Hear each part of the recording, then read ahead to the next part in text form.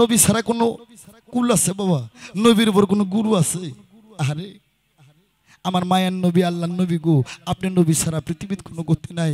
আর সেই নবী পৃথিবীতে কি কষ্ট করছে আপনারা কি জানেন? আমার নবীর বাবা নাই, আমার নবীর মা নাই গো।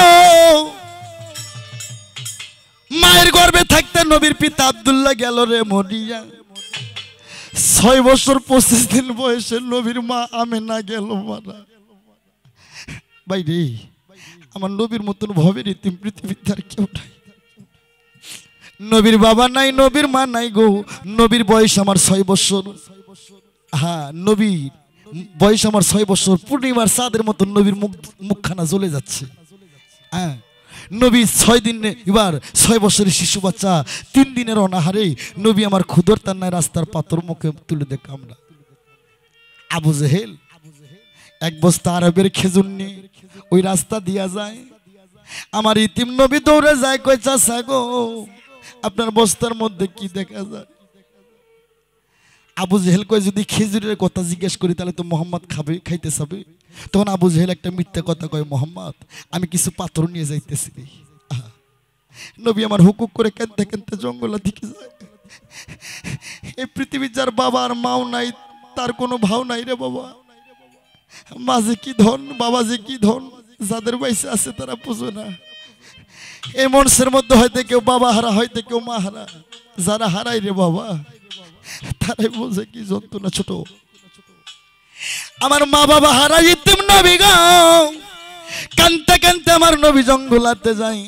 আবু জেহেল বাড়িতে যা বস্তার মুখ খুলে দেখে বস্তায় কোনো খেজুর নাই, সমস্ত খেজুরগুলা পাথর। কই মোহাম্মদ এই জাদুঘর, এই জাদু কইরা, এই জাদু কইরা আমার খেজুরগুলা পাথর বানায় দিছে। আয়ব জাদু করে খেজুরগুলো পাথর বানায় দিছে।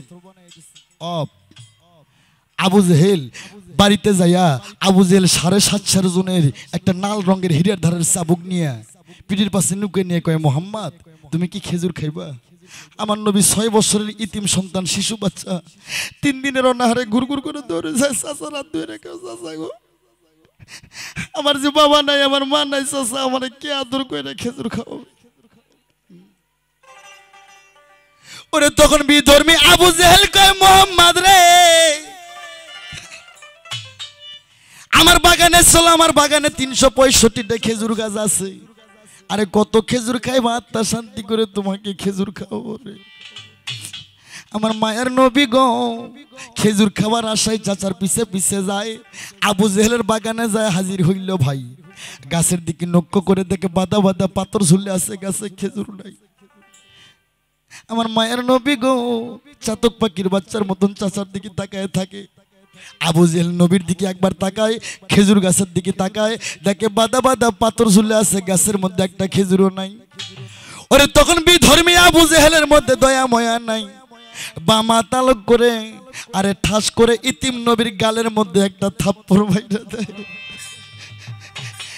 আমার নবী গো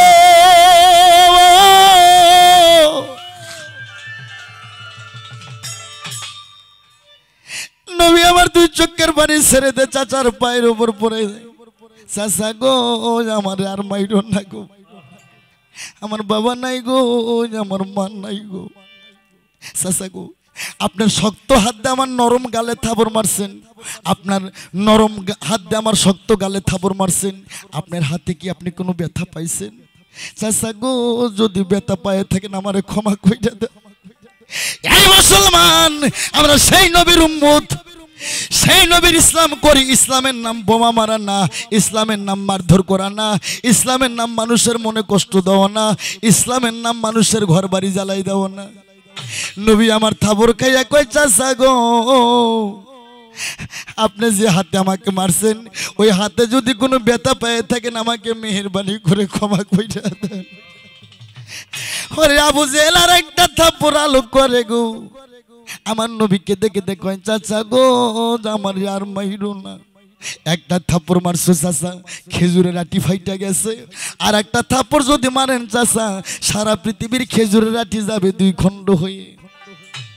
বাবা একটু আগে বললাম খেজুরের আটি ফাটা না, এর আগে ফাটা ছিল না। আমার বিশ্ব নবীর গালে থাবর মারার কারণে সারা পৃথিবীর খেজুরের আটির মাঝখান থেকে গেছে ফাটি। ওই আবু জেহেল বিধর্মী আমার নবীর পৃষ্ঠের নাত্তি দিয়ে খেজুর বাগানে ফালাইয়া দিল। ওই চাবুক দিয়ে সপাং সপাং করে নবীর পৃষ্ঠে বাড়ি মারে। বাড়ি মারার সাথে সাথে চামড়া ফাইটা তীর ব্যাগে রক্ত ছোটে। বাড়ি মারার সাথেই নবীর পিঠ ফাইটা রক্ত ছোটে। রক্ত থেকে ইয়া হাবলি উম্মতি শব্দ বের হয়ে যায়।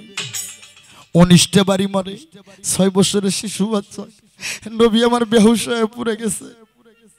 রাস্তা পথে ব্যাং মরে যেমন 4 হাত পা 4 মুখে মেলে দেয়, আমার মায়ার নবী গো 4 হাত পা 4 মুখে মেলে দিয়ে থরথর করে নবী কাঁপতেছে। আবু জেহেল কয় আজ থেকে আমার শত্রু শেষ। আমার মায়ার নবী গো ঠোঁট দুইটা মিটি মিটি করতেছে আর আল্লাহর কাছে ফরিয়াদ করতেছে, মাওলা ওরে মাফ করো গো আল্লাহ, ওই আল্লাহ মাফ করো সবারে,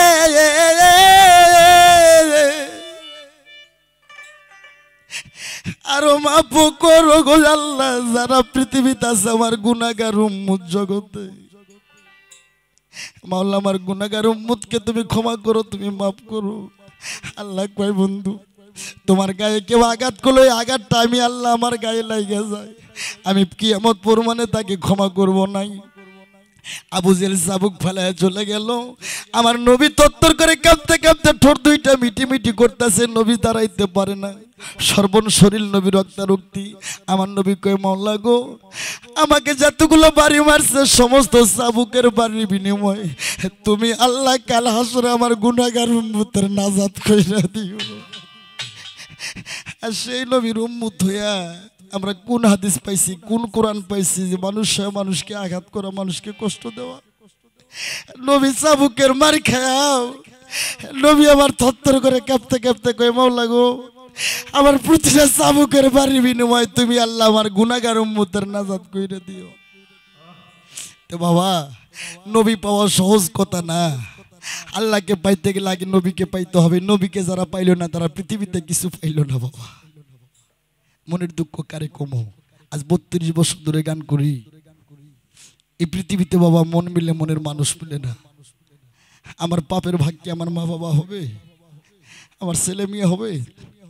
যারা বিয়ে করছি 20 বছর ধরে একটা ভুল করলেও কয় যে আমি দেখে তোমার ঘর করলাম, অন্য কেউ হলে মনে হয় ঘর করতো না। এ মানুষ কার লাগে এত কান্দো? কেউ কারো সাথী হবে না, কেউ কারো বান্ধব হবে না। পৃথিবীতে আসছো একা যাবা একা, একমাত্র নবী আর নবীর তরিকা ছাড়া কেউ কারো সঙ্গে যাইব না। এখনই মইরা দেখেন আপনার স্ত্রী যদি যৌবন থেকে আর একজনের লগে যাইব, তার প্রেমে পড়লে আপনার কথা মনে বসে যাইব। এই পৃথিবীতে কেউ কারো ভালোবাসে না রে বাজান। এই পৃথিবীতে নবী ছাড়া, নবীর তরিকা ছাড়া পৃথিবীতে কেউ কারোর সঙ্গে যাইব না। বাজান